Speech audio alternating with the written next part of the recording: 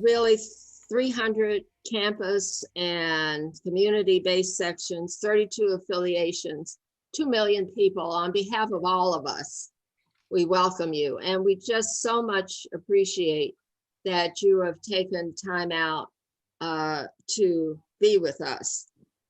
For those who are listening, these are some amazing people that we have here who happen to be African American, who happen to be women. Hey, there's the mayor, and she has, hi, Mayor. So we're I'm just opening up. I've just said everybody's name. And as soon as you get comfortable, I'm going to ask you, Mayor Bowser, because you're Washington and also because you're my mayor, I'm going to ask you to welcome us. Thank you. Okay. Well, I'm sorry to just be joining. I was coming from Is it okay? another one, but I wanted to welcome you virtually to Washington, D.C. And I start off by saying that we hope that we'll get to meet in person soon. And I understand that this is the 59th National Convention, and I am just honored to join my fellow mayors and my sister mayors. And I want to thank you for hosting us tonight. We are, of course, very proud to be the NCNW headquarters home. And all of us here tonight know that we stand on the shoulders of Dorothy Height and Mary McLeod Bethune. And it is so good that we can be together in fellowship today, but also in focus on the work that we have ahead. I know that for Black women in America, yesterday was an especially difficult day. And all of us in leadership have the added responsibility to focus on what we've lost, but also to take up the mantle of change in police accountability, change in closing disparities for women, and for dealing with all of those things, especially now that we're fighting COVID. We're fighting a COVID recession, and we're dealing with a racial reckoning in our country. So we know that we have a lot of women in major American cities that are doing that work, and we do it in partnership with you. So thank you. Thank you. I am not going to give you the bio because if you're watching us, you're connected to the internet and you can look them up. That's my feeling about what your job is. But what I did do was I did a little research on the mayors, and I just want to take a few seconds on each one and share what their constituents think of them. I'm sure that's more important to them. And it also gives us a greater understanding of what they are up against. So I have just a sentence or two about each one based on my research of what constituents in the media in their cities have to say about them. I'm going to start with Mayor Bottoms. In August of this year, you and Invest Atlanta announced an extension of your own Atlanta vision that establishes objectives to achieve better economic outcomes for Atlanta, primarily Black and Brown communities where low household income and high rates of poverty and unemployment persist. But what happened when you set that up and when it was announced, the president of Invest and many, many others commended you for your leadership and the fact that you are concentrating on making sure that the city's economic development strategy is rooted in economic mobility principles that work for all Atlantans. Mayor Breed, according to the LA Times, since early March, you garnered national attention both for being out front of the pandemic and playing the role of a reassuring, sometimes scolding civic leader who knows what the future will bring with regard to COVID-19, said an assemblyman. But London is focused on the immediate task at hand. I know she made decisions where there were risks of being seen as overreacting, and she was comfortable with those risks. Mayor Lightfoot, there's a lot of stuff that's great about you, but here's one of the observations. It said, it looks like Mayor Lori Lightfoot has the political wind at her back as she seeks to deliver a police contract that makes it easier to investigate and discipline wayward officers and convince the Illinois General Assembly to require police officers to be licensed. A new survey showed that in your first year, Mayor, with your highest job approval rating yet at 78%, this was according to the Chicago Sun-Times, in case you didn't see it.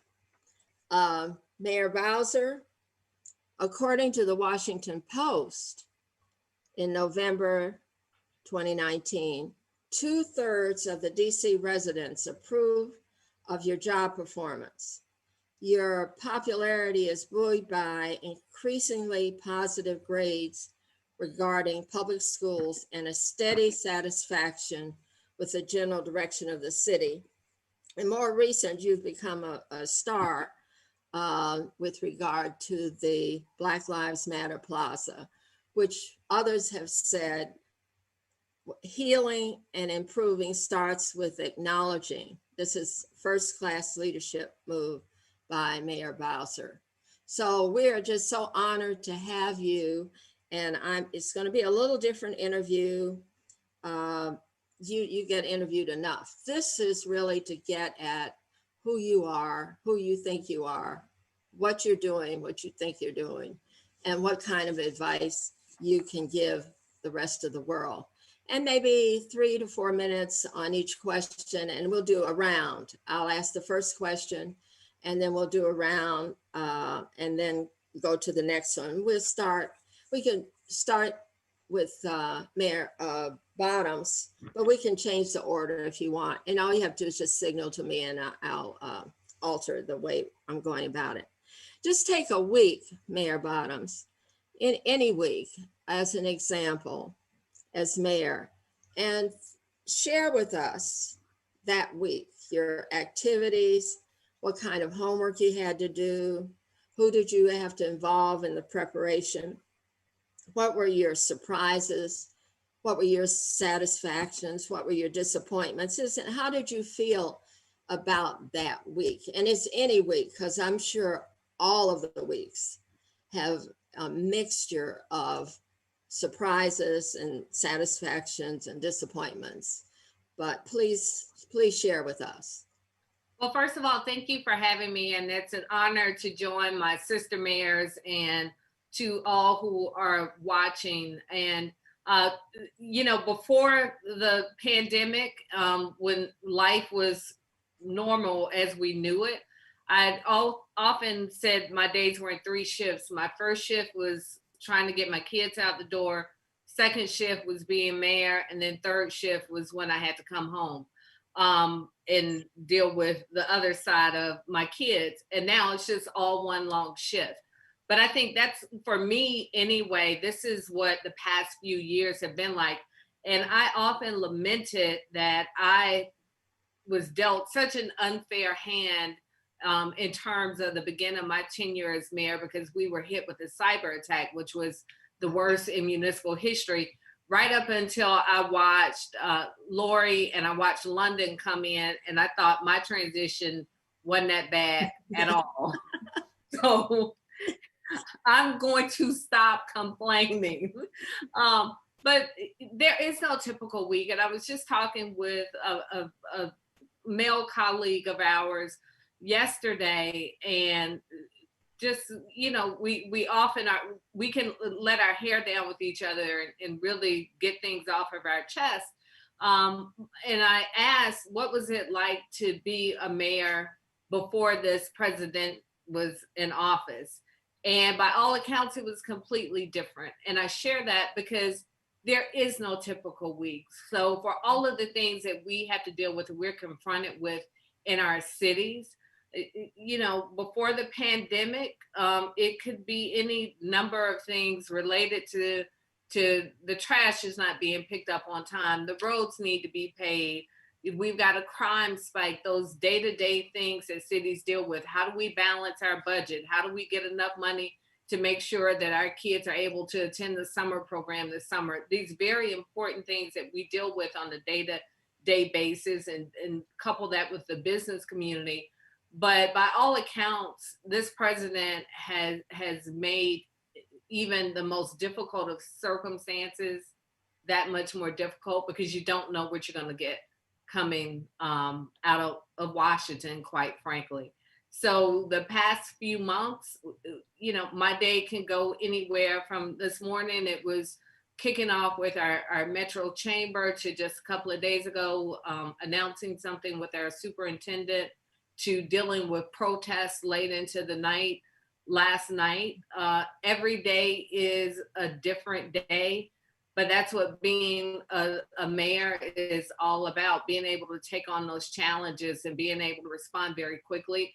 But on top of that, being able to now take things onto our plate that, quite frankly, we shouldn't have to be confronted with, including a pandemic response. So there is no typical day, because this is not a typical America right now. Thank you.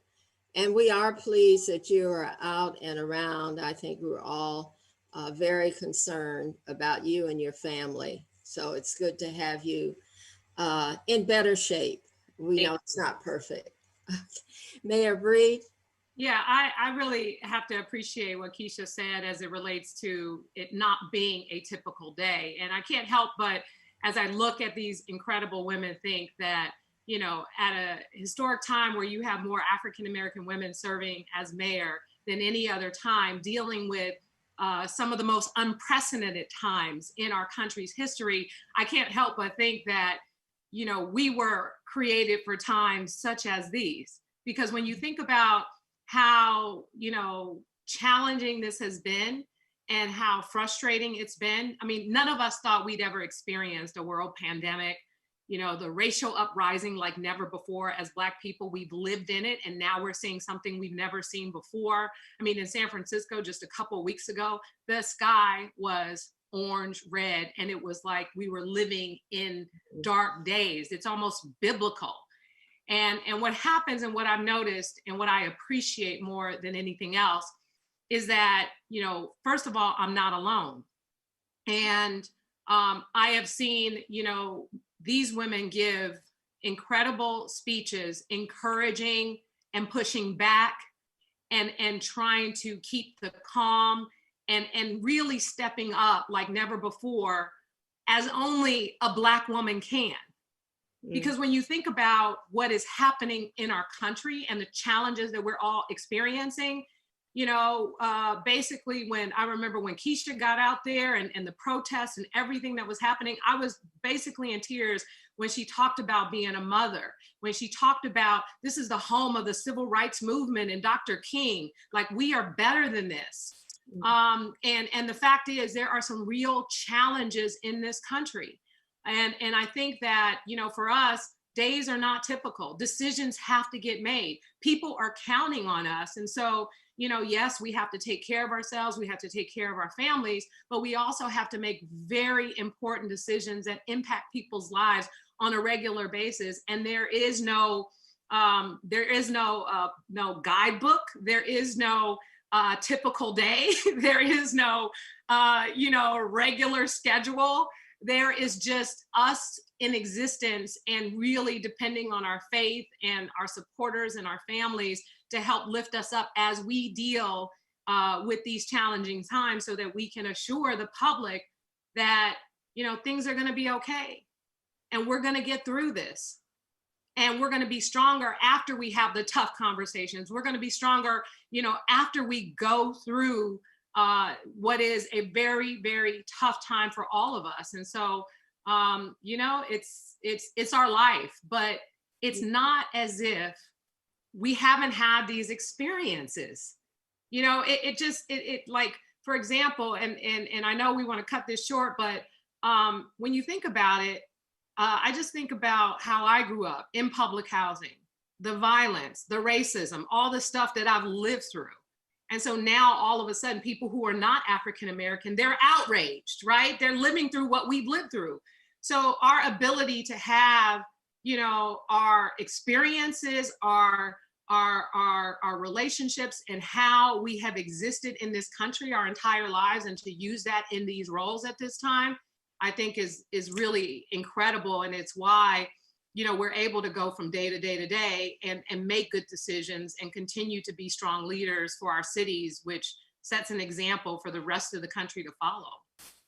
Thank you. Mayor Lightfoot. Take myself off mute.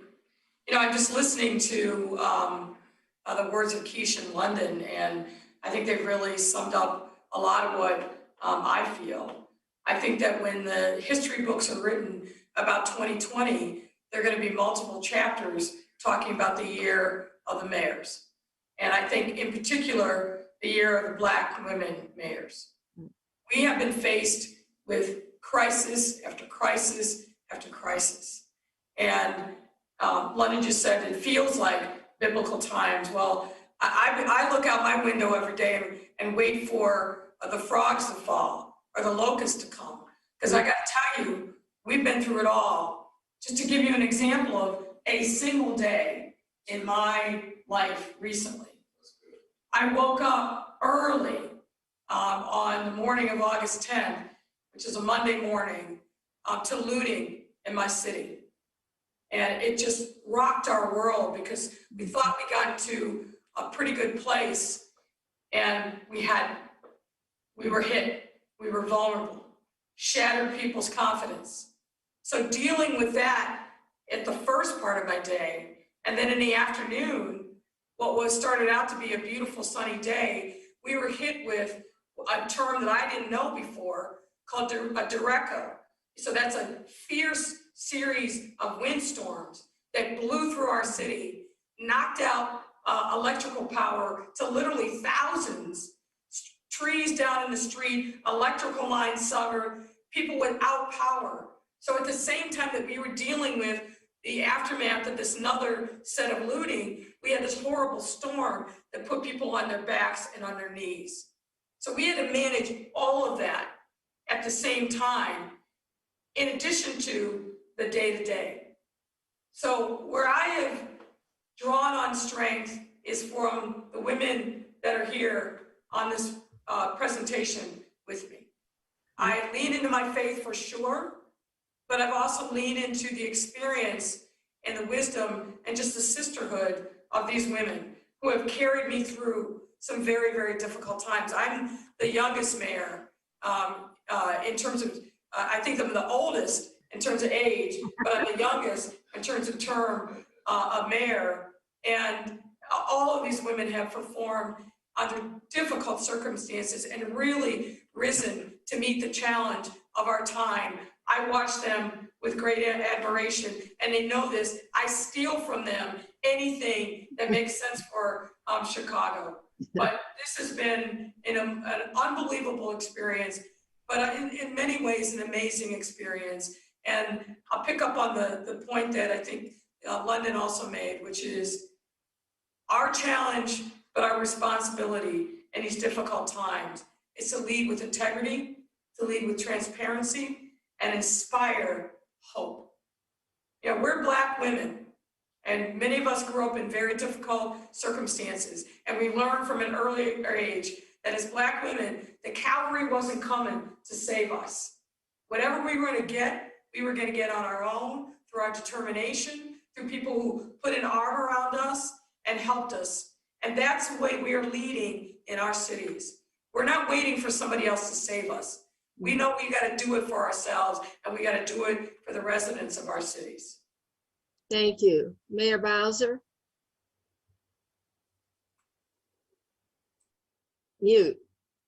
Can Can you hear me now? Yeah, we can hear Okay, you. perfect. I had to switch from my other device, but I would just echo what the mayors have said. So from Lori's terminology, I'm the old mayor. And it's kind of hard to believe in a lot of ways. But when I was elected, I was trying to think about this earlier. I think it was me and Stephanie Rawlings Blake, who were Black women mayors. And within a year or two, there was just this wonderful class of women who were elected to be mayors of major cities. It was so many, in fact.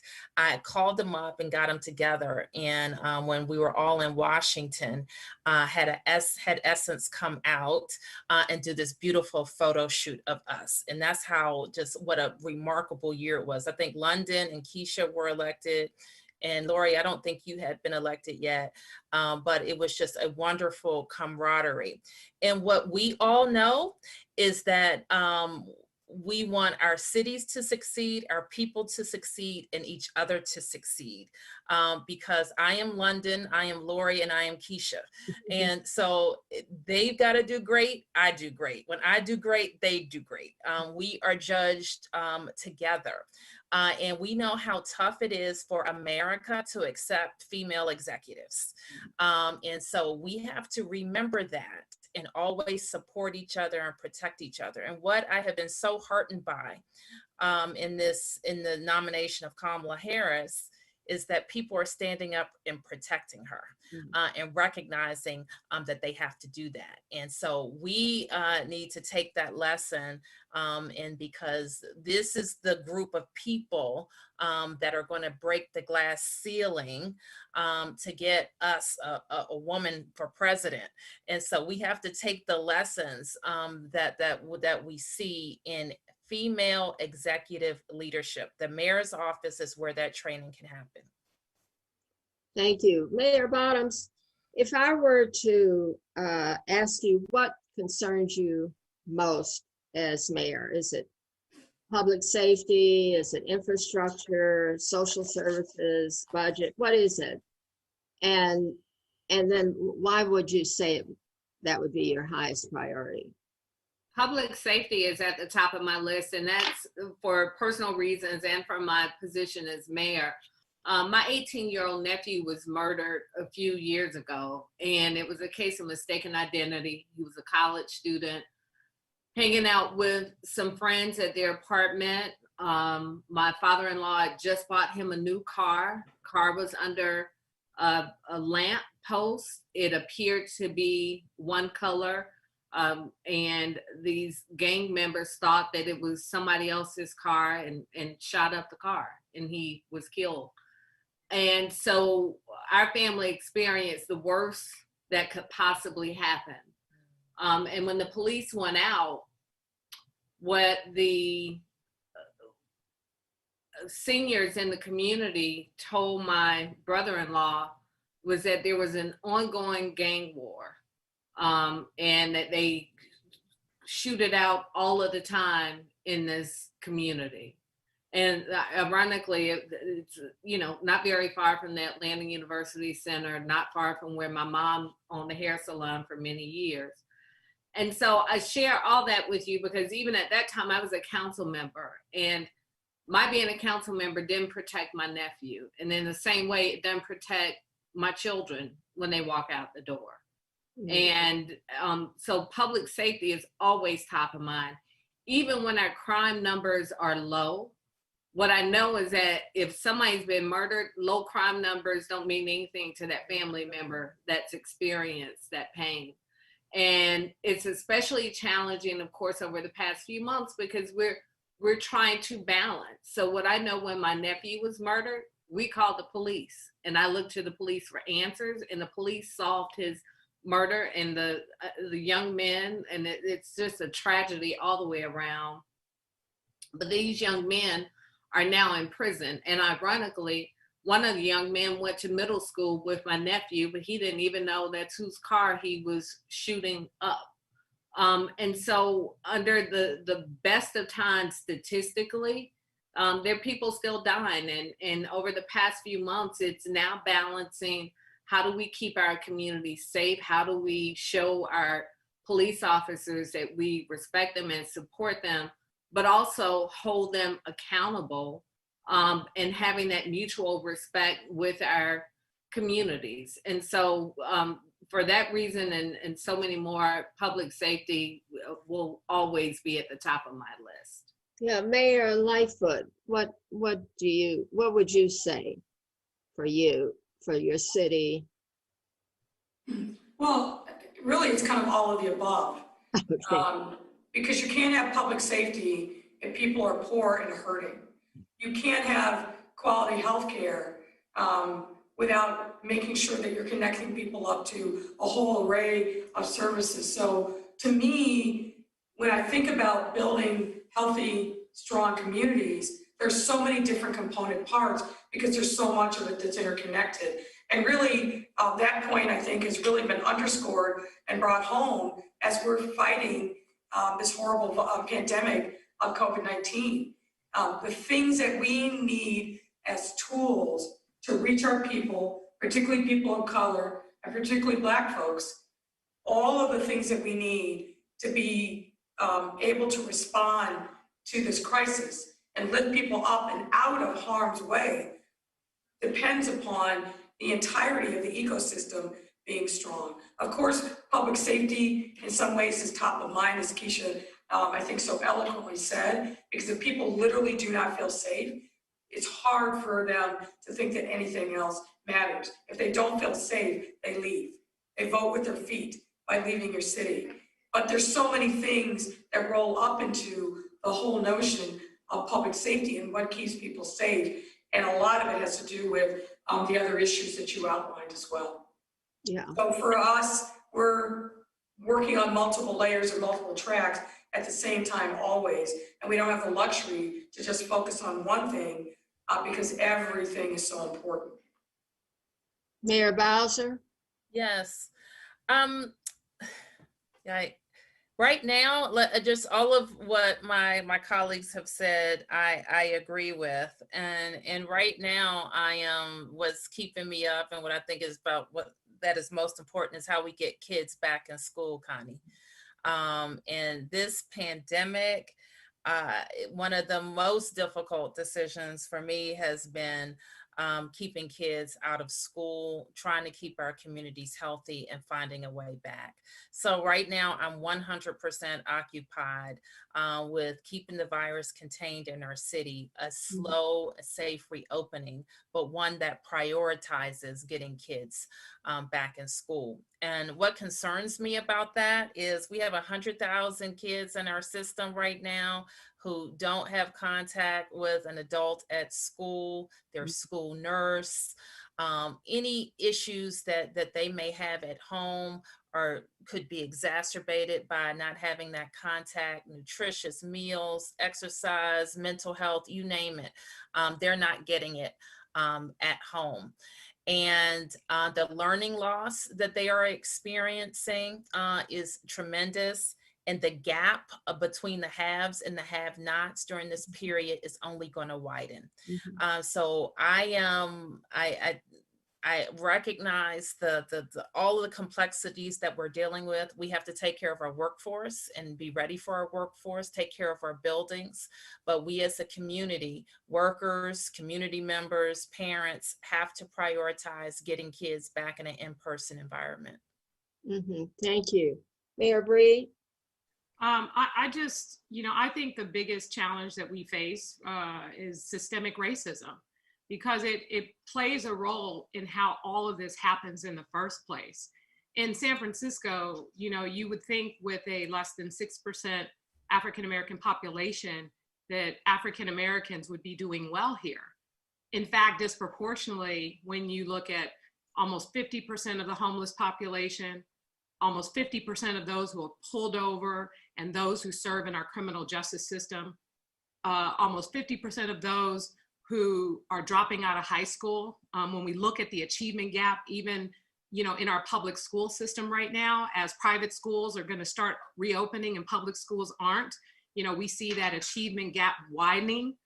from just this past spring with African-American students, even when we provide them with devices and high-speed internet, there is a real challenge that we face as a country, because I think this whole racial, what I would call reckoning that is occurring, on the one hand, it is necessary to call attention to it.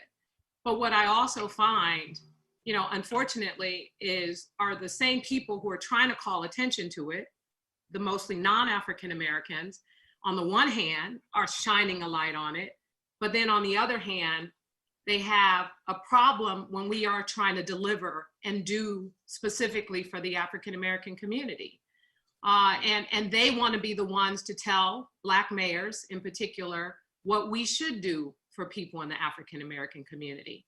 And I think that, and what I've tried to, impress upon my team and the folks who work for me, that everything that we do has to be looked at from an equity lens. And then secondly, everything that we do may not work for the African American community the same that it works for other communities. So we have to start getting creative. I didn't just take $120 million from the police department and divert it to the African American community just to start handing out money. The goal was to make that money work in places, in ways that it has not worked for the African American community in this city before, and to make a statement as a result of it. So I think that when we look at a place like San Francisco, you think there's a lot of wealthy people here, it's a beautiful city, it's a liberal city, but we should be embarrassed really by what has happened to African Americans in this city. So when I'm making those kinds of investments and I'm getting criticized for it, I don't really care, because we can't keep talking about wanting to see a change and wanting to improve our cities unless we make sure that when those communities are disproportionately impacted in some of the challenges that exist in our city, when we're not investing in them, when we're not changing policies and providing resources, and we're trying to use all these different laws around equal protection and equal access and so on and so forth, that's bullshit. Because that's a technical term, everybody. Oh, I'm sorry, I didn't mean, but it is. No, it's good. Is.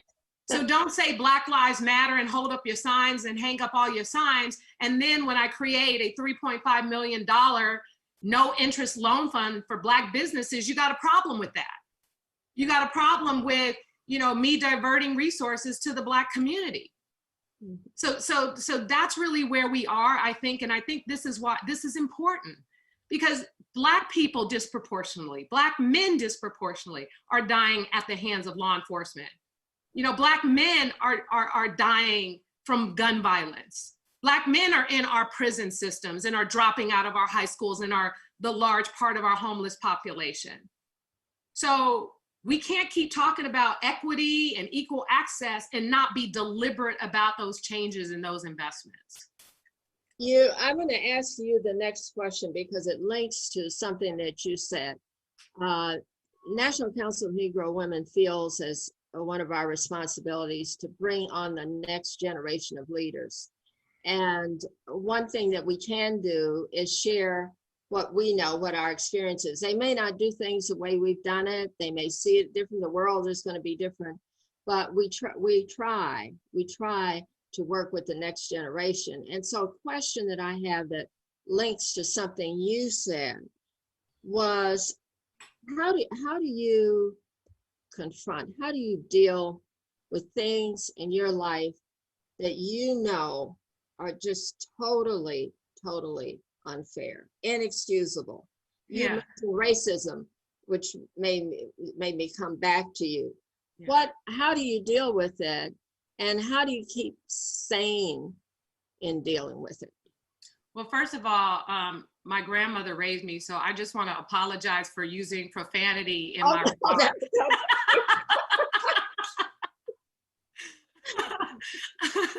My grandmother raised me right, so I'm sorry. Second of all, what I had to realize a long time ago is I can only control what I do, and I can't control what other people do. And part of what I hope I'm able to do in my capacity as mayor, and just as my capacity as a citizen on this earth, is to be an example, a mentor, a friend, and a leader that tries to put out the kind of, energy and positivity and uplifting that is necessary for others to take a hold of, so that we can all do our part in that realm. Because, people who are racist, they don't become racist, as children. We know what would happen if we took kids of all ages and they grew up together and they didn't hear the talk of their parents making certain comments about, different races and making comments about people. We know that they would grow up loving each other, having each other's back, and it would be a completely different world. And so the best that we can do is, of course, hold people accountable, be in these positions to make real change, and not be afraid of it.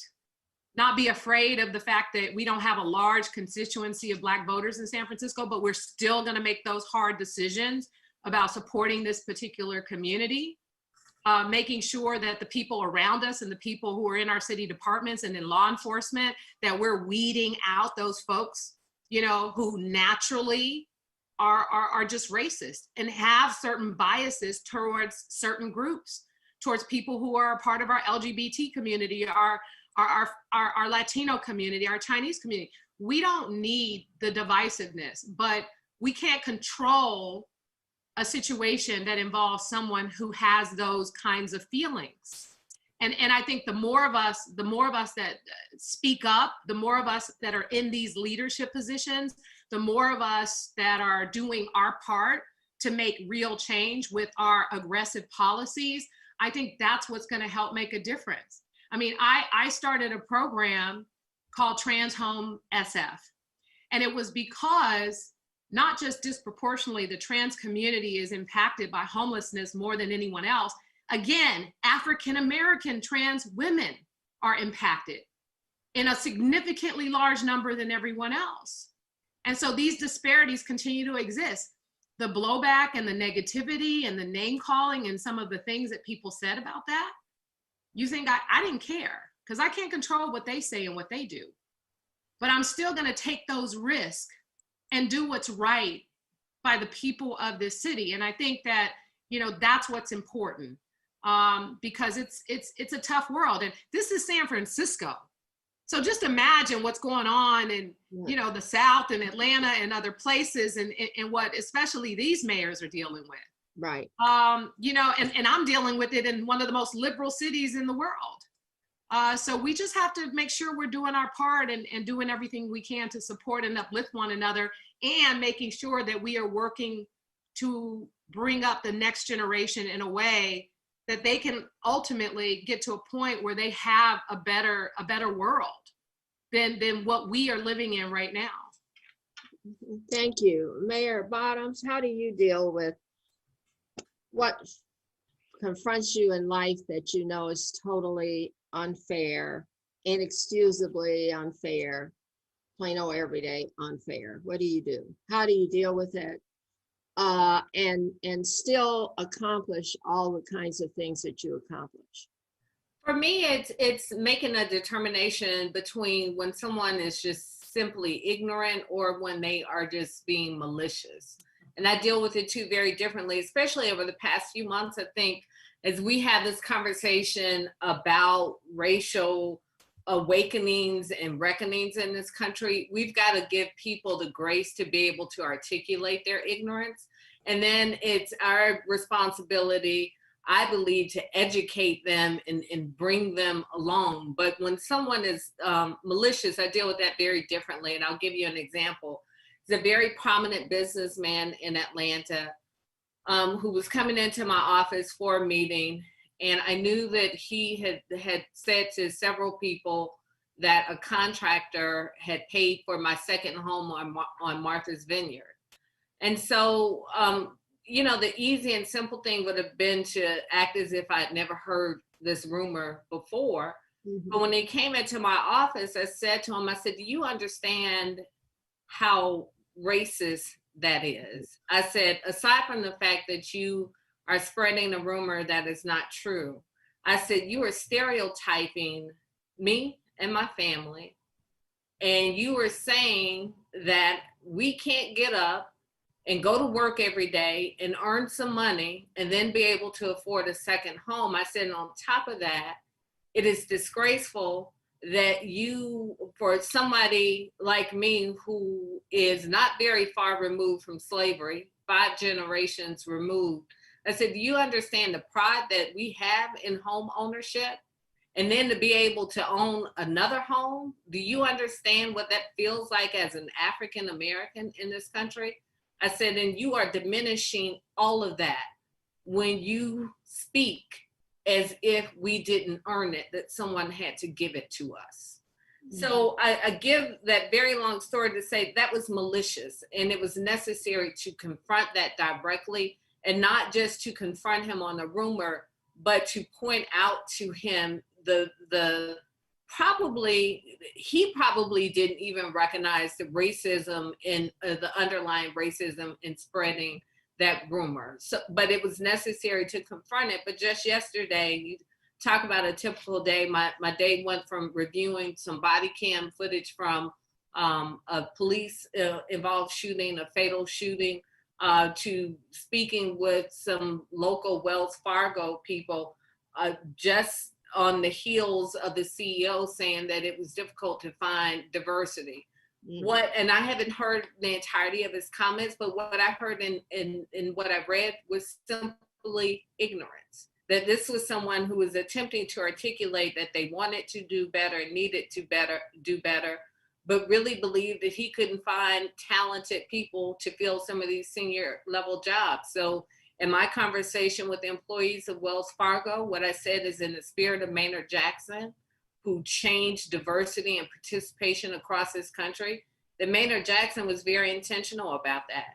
If you were going to do business with the city of Atlanta, if we were going to put our money into your banks, you were going to have to reflect a board that you were going to have a board that reflected diversity and senior leadership. So Wells Fargo is a wonderful partner to the city of Atlanta. So I will be a wonderful partner in turn and have a direct conversation with that CEO on where he can in fact go and find good talent if he's had a difficult problem finding diverse talent. But I think that's someone who needs to be educated. I don't think that's someone who's attempting, who's being malicious.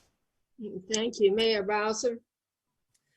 As I was listening to the mayor's, Connie, I was just thinking of how I see the race conversation happening in DC. Now, we live in a city that was renowned as the chocolate city. Right. And over the course, let's call it 15 years, we've seen that dramatically change. I was born in a Washington where it was 77% Black, 77% African American, and now we're probably like 47% African American and changing. So I think that the race discussion, even in the course of my public service, has just changed dramatically. We have always had white neighbors in DC, but I think what they want for DC has changed. And there was more of a collaboration. So more wealthy people and people who have what we say in DC who live west of the park wanted to invest in east of the river. And so I don't even have to explain what that means to people who aren't from DC. But that, I think, has sort of changed.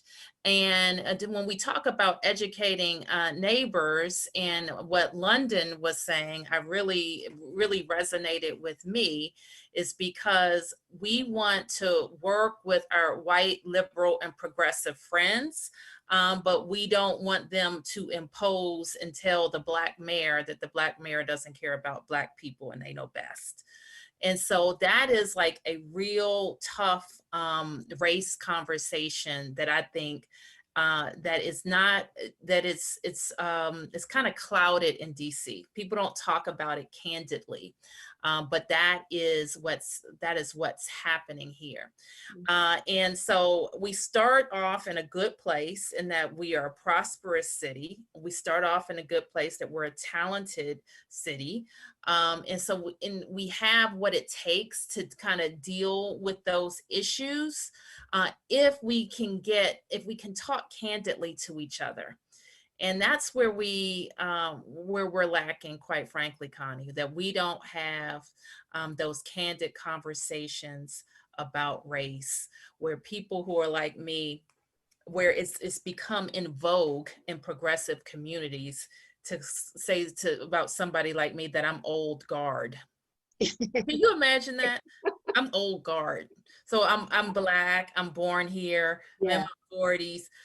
I'm a Democrat. I'm old guard. Yeah. They're the new progressives, so therefore they're smarter and they're not corrupt. Here's the other thing, like Keisha was talking about. People will toss around calling a Black politician corrupt, like they were saying nothing, and I would have the exact same reaction that Mayor Bottoms had. And so I just think part of the race discussion here in DC is get people who are fairly like-minded, like the progressives, and we want the same things for people. We want people to have a fair shot in this town, and we just go about it, and the tactics and the language that we use are very different. So I feel like I feel more energized to deal with that. Coming on the other side of COVID, where the discussion of race and equitable investments is so front and center and so obvious. The negative impacts of ignoring those issues are in our community. COVID has just shown a light on it. So I think we have some tough discussions ahead, but we're in a good position to have them now. Thank you. Mayor Lightfoot. So the nice ladies went before me. Okay. I just don't put up with a lot of nonsense. I've been through too many things in my life. I'm too old, too tired half the time. I'm just not having it.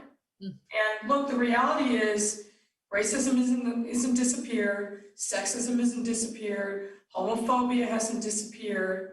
And I have to put up with a lot of people from both sides trying to tear at me, make me into a two-dimensional cardboard figure. But luckily, my parents raised me well. I'm very tough and strong. And I have a very good sense of who I am and what my values are. So when I hear from some folks on the left that I'm not progressive enough or that I'm not Black enough, or I hear from folks on the right that I'm a this, that, and the other because I'm not a white man and how dare I have this role, I know I'm right where I need to be.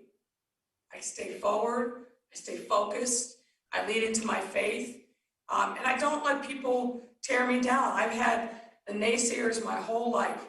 You know, I grew up poor with two parents that grew up in the segregated South, barely had 2 nickels to rub together, struggled my entire growing up years. Everything that I've gotten, I've earned the hard way. Nobody gave me anything. So I don't owe anybody anything. I'm not part of the Democratic machine in Chicago. I beat the machine. 75% of the vote, won in every ward. And that has freed me up not to worry about being beholden to anybody. Now, that doesn't mean that I don't try to build bridges. I do. But I build them from a position of knowing that I will succeed and I will rise and I will fall based upon my sweat, my determination, my grit, and the people who truly understand the way in which we're trying to transform the city by expanding our notion of equity and inclusion and not just focusing on the rich or the clouded. You know, Chicago has a long history of machine politics. I'm not anybody that somebody sent. And if you know the saying in Chicago, you'll know how that resonates. I'm me. I'm always going to be me. I'm going to try to do the best that I can, I'm a God-fearing woman. As I said, I lean into my faith. I pray every day for strength. I pray every day for humility. But I'm going to stay focused and determined to get the job done that the Lord and the voters sent me to do. And I'm not going to let anything or anybody hold me back. Now, I'm only the second Black mayor in this city's long history. The first being Harold Washington. Harold Washington spent his whole first term fighting a bunch of racist dogs who tried to deny him his true place as mayor. He won a second term, but he didn't get to enjoy it because he died very early on into his second term. So all the dreams that he had, and I know he had to have been very mindful of the transformative things that Maynard Jackson had done in Atlanta, and I've heard those stories over and over again. It's taken almost 30 years for us to get back into power in the city because we tore each other apart. Black folks tore each other apart. I've seen some of that here in my city. So it's not just the racism from others, it's the racism from us. And a lot of it is Black men, I'm just gonna say it, who are misogynist and are pissed off that a woman is in charge. But that's all right. God has a plan for all of us. Right. Thank you. Now, before I go to the final question, which is about leadership and telling the next generation, giving them what kind of advice you would, whether or not they had to get into the kind of business that you're in. I want to know, you know who's listening? You know, it's all ages. It's primarily Black women, although we have many Black men who are part of the National Council of Negro Women. It's people who are fairly activists in their communities, people who work as teams, and people who have long-term ties to churches and to this organization and similar organizations. What do you think what else should be shared with them before the final discussion for the young people, should they go into leading through politics or through other arenas? What else would you have thought we should have touched on? And do you have questions or comments of one another? I know you talk, I can tell it, people are full of baloney. I use baloney. People are full of baloney. They say, oh, we get together all the time. We help one another. And that's a bunch of hooey. But I can tell this is genuine. So you're not exploring each other for the first time here today, but it would be helpful if you had any question or anything you thought of that you wanted to bring out from one another that we haven't really touched on with the questions or the outgoing question about leadership. Well, can I just say something about my sister mayors here that I've just been in awe of over the last 6 months. And I know that London was at the forefront of recognizing what the coronavirus would do to a city. And she made some very, very bold moves early on, and we need to appreciate her for that and tell her, make sure she shakes us and says, this is what I'm about to do, you should do it too. And our sister Mayor Keisha was just at the forefront of a vice presidential conversation, which I think is remarkable for mayors and definitely remarkable for Black women. And we've been so proud of her. And Lori is fighting a fight like we are against Donald Trump, trying to move into cities and take over cities. And it's a strong and forceful fight that if you recognize when Donald Trump gets punched in the face, he steps back. And we just always have to remember those things. So you called out at the beginning, Connie, just some remarkable things that people are saying about these women. So I wanted to add a couple. Thank you. Any other observations? Yeah. Yeah.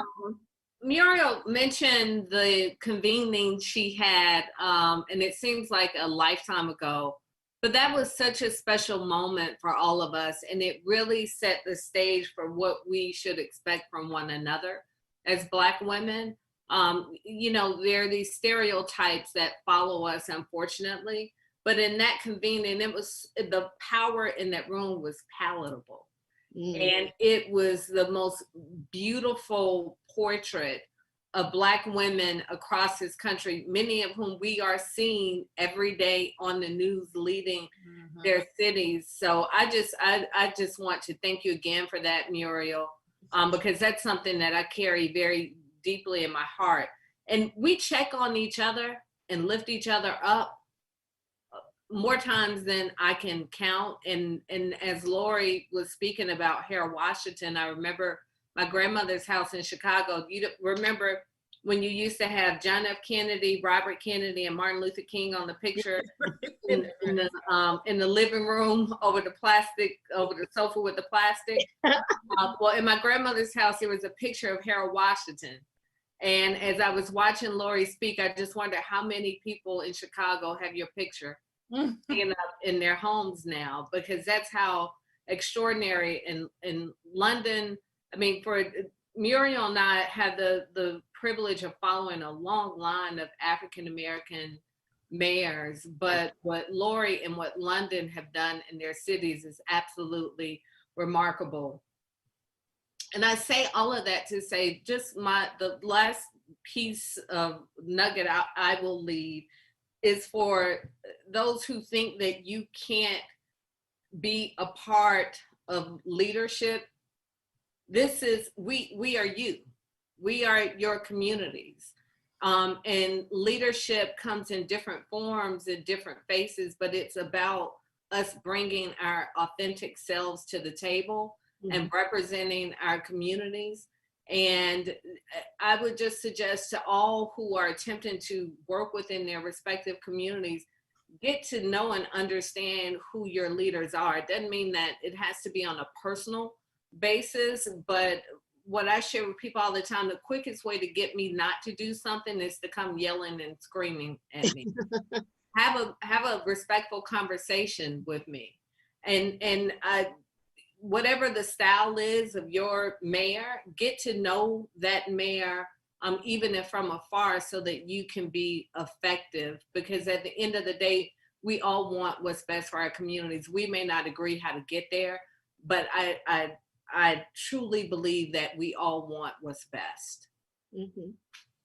So any other close? Yeah, Mayor Breed. Yeah, I'll just add that, you know, it's such a blessing to be in a situation like this.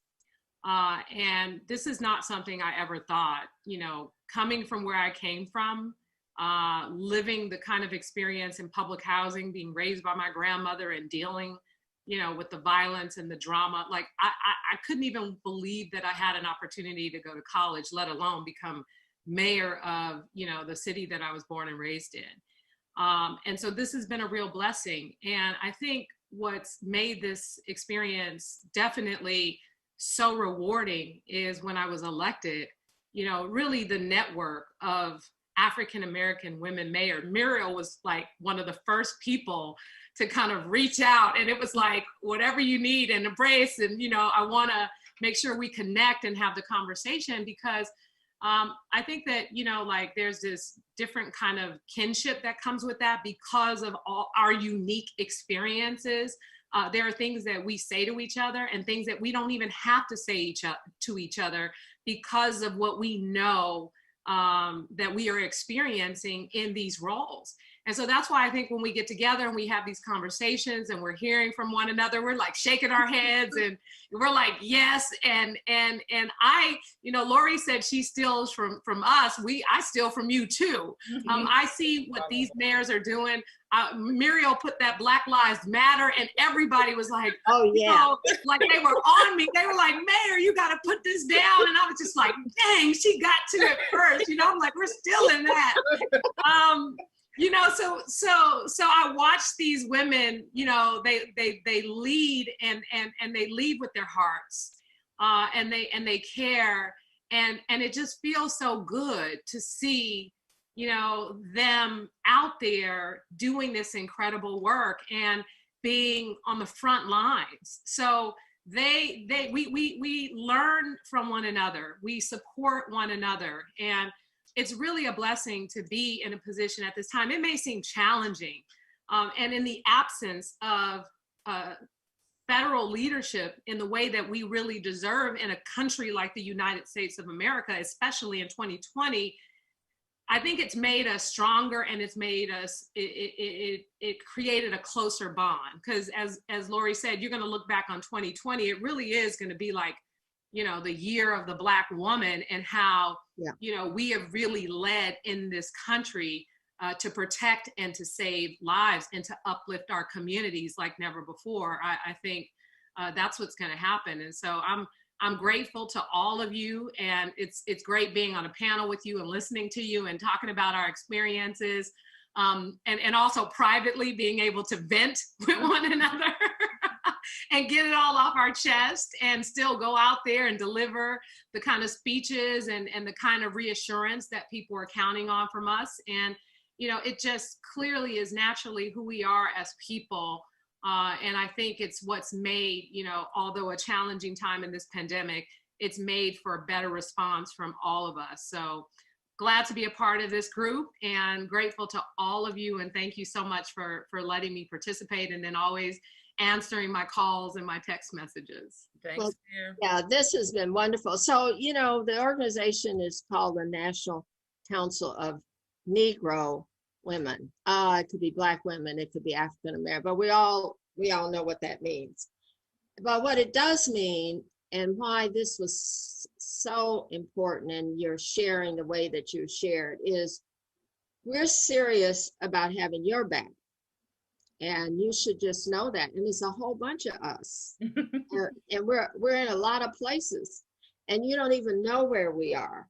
Mm-hmm. But the sharing today of you is also going to help us, both the older people like me and the medium and the young people. It's going to help us all think of ways that we can be supportive of you, because you care about us. That's the message in everything that you said, that you're in those positions to serve others. People don't assume that of all people who are in a position that you hold. So we're just so proud to know you. We take credit for what you do. Mayor, my mayor, I acted like I was the one that painted that sign. And I put it up there, and I did. And I'm ready to take anybody on, got anything bad to say about it. So it's wonderful. If you got any closing remarks, but this has been a very inspiring exchange, in large part because you are who you are. As I said at the outset, we can read a whole bunch of stuff. You're all Google and a whole bunch of stuff comes out, but it is who are you inside that we were able to see today. And so thank you for that. Thank you, Connie, for a wonderful job. Thank you, mayors. Thank you. Thank you. Have a good night, everybody. Over and out. All right. Bye-bye. Okay, bye. One shout out to Ingrid Saunders-Jones. Thank you very much. And Janetta Cole, both Atlanta women. So I appreciate their leadership and all that they continue to do for us. Okay. Thank you. Bye-bye. Bye. And thank you so much. And good luck to all of you. Thank you. Okay. Thank you. Love you all. Yeah.